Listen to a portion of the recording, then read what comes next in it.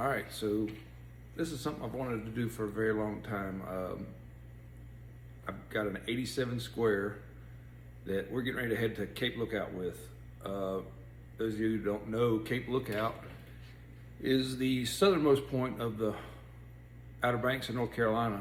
It's a great place to visit and fish, lots of things to do there. Me and my father-in-law and my father too, both went there for over 20 years straight. They went there for probably close to 40 years. When I was younger, I didn't get to go, but started going there in the mid-late 90s. Went for every year. It was October, we were going to Cape Lookout. That was just all there was to it. And they changed the flounder regulations 4 years ago, where you can't keep any flounder during that time of the year, and really kind of took the wind out of our sails to go down there and have a good time. So I decided here a few weeks ago, I told my father-in-law, I said, we're going back. I said, and I'm taking the red truck with us. So for those of you who don't know, the red truck is a project that I've had for probably close to 10 years. Me and my father-in-law bought it together, and we bought it from an estate. Guy had passed away, we bought it, it was not running. It was in terrible shape. So we bought it from the estate, got it home. We owned it together for a few years. We worked on it. And it started life as a dually, believe it or not. It was the truck I was looking for. I've owned a lot of squares over the years, and I've looked for this truck for a very long time. It started life, it was a dually, 4-wheel drive, 4-speed, big block, regular cab truck. It was almost what I wanted. I wanted a single, regular single wheel truck, not a dually. I have a dually too, so I don't need two of them.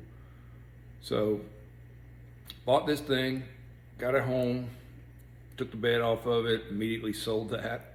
And we had some other trucks laying around that were, scrap trucks we were taking parts off of. Had a set of axles, 8-lug axles to put under it. Got it geared the way I wanted. It was geared 456. We took that out immediately. Put in the 373s that are in it now. So my father-in-law, he actually bought me out of the truck a few years later, and he finished it. Got it to a point where it was painted. It was almost ready to go on the road, but it wasn't quite there. So I one day walked, I think it was 3 years ago, walked in there and said, I'm buying the red truck from you. He goes, you know how expensive I got, or how much money I got in that truck, right? And I said, I know, but I'll pay for it. So we came up with a number, I paid him for it, and got it on the road, got it driving. It was a mess. I mean, there was stuff that was still loose on it. You know how it goes when you take one of these things apart and put it back together. So drove it for about a year. The old TBI that was in it was just terrible. Sold that thing, actually fairly easily sold the TBI 454 complete out of it, and had a 97 454 out of a dually we purchased that was, cab was burned off of it, 39,000 miles. That ended set for 19 years before I put it in this truck. So I ended up purchasing that from my father-in-law. Tore it down, got it apart. It was a mess. I mean, it was rats inside of it, and it sat for a very long time. But once we got it apart, got cleaned up, everything was fine in it. Put it back together, got it running. Well, got it in the truck, and no fuel injection, control. Ordered a Holley EFI Terminator for it, got that on, got it running, runs okay. It's not quite done yet. And this truck is still a work in progress. I'm kind of starting this journey in the middle of my, restoring, or whatever you want to call it, of this truck. So got it to where it will run, and I'm taking it down to Biggin, Customs by Biggin in Mooresville. He's gonna tune the Holley EFI for me and get that straightened out. So we have a few more things in the works right now. I got some parts coming in today that'll be here. I'll talk about that on the next video. But just wanted to give you an intro to Lookout Square, which is this guy behind me here. And we're gonna take off in October. So we got a lot of work to do between now and then to get this truck ready to go and ready to drive 300 plus miles to get there. So back to the Lookout thing.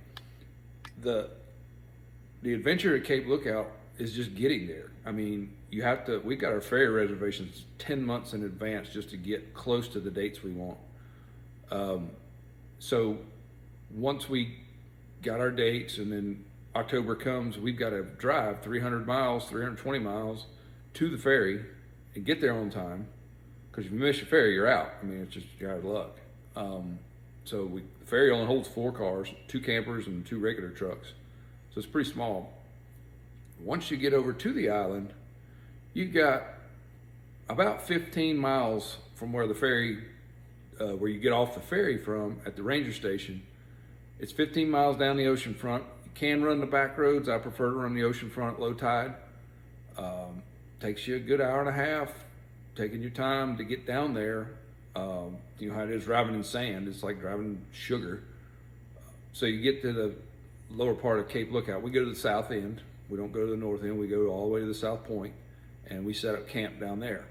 And we'll get into more of that later on. I don't want to make this video too long to start with, but just wanted to get started with Lookout Square.